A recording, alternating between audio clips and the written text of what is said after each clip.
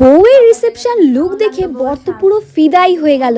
আর ফিদা হওয়ার পর সেও কিন্তু চলে আসলো আমাদের কাছে একটা মেকওভার নিতে। সব কাহিনী তোমাদের সাথে শেয়ার করব, তাই জন্য কিন্তু দেখতে হবে পুরো ভিডিওটা।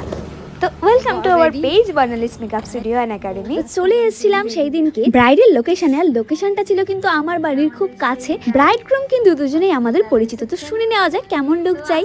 তোমার কিছু চাহিদা শুধু ওই হেয়ারটা ওপেন করবা, হ্যাঁ, আর লুক তো জানোই তোমাদের চয়েস মতো।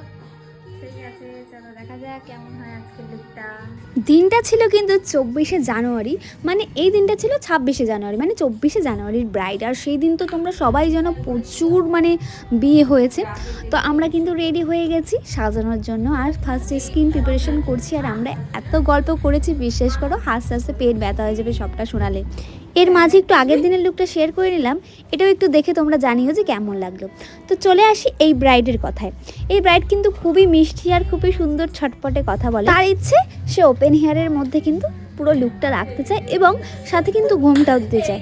তাই আমরা কিন্তু সেই মতোই, তার ইচ্ছে মতোই কিন্তু আমরা সাজিয়েছি। আমরা বরাবরই ক্লায়েন্টের ইচ্ছের উপর কিন্তু জোর দিয়ে আমরা কাজ করি। তো এই ক্লায়েন্টের যে গ্রুম মানে যে বর আছে, সে কিন্তু আমাকে 1 বছর আগে থেকে বলে রেখেছে সাজলে আমার বউ তোর কাছেই সাজবে।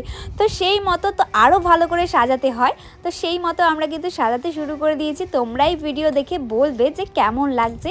এখানে তো হাফ প্রায় কমপ্লিট হয়ে গেছে, আর বাকি রয়েছে কলকার হেয়ারটা, সেটাও তোমাদের সাথে আমরা শেয়ার করছি। দেখো এবং দেখে জানাও কেমন লাগছে। এখানে কিন্তু আমি টিপ সিলেকশন করছিলাম যে কোনটা ভালো লাগবে।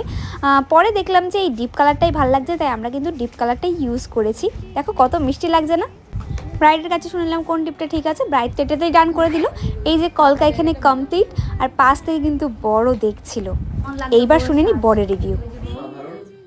পারফেক্ট। দেন চলে আসলো গ্রুম রেডি হতে। আর যখনই দরজাটা খুলেছে, ফটোগ্রাফাররা চলে এসছে তাদের ভিডিও ক্লিপস দিতে। আর এই সময়টা না খুব তাড়াহুড়ো থাকে, আর ফটোগ্রাফাররা এসে আরও ডিস্টার্ব করে। যাই হোক, কোনো ফটোগ্রাফার এতে খারাপ মনে করো না, এটা আমার পার্সোনাল ওপিনিয়ন। যাই হোক, এবার তোমরা বলো যে এই মিষ্টি ব্রাইডকে কেমন লাগছে। আর যারা চাইছো তাদের স্পেশাল ডেতে আমাদেরকে বুক করতে, স্ক্রিনে দেওয়া নাম্বারে জলদি বুক করে ফেলো। তোমার বৌমাকে একটু বলো কেমন লাগছে। দেখে লই, দেখো এই তো ঝিনচাক লাগছে।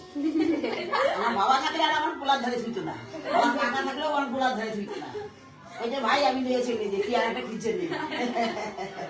তো শাশুড়ির রিভিউ তো শুনেই নিলে, তোমরাই এবার বলো কমেন্ট করে যে তোমাদের কেমন লাগলো।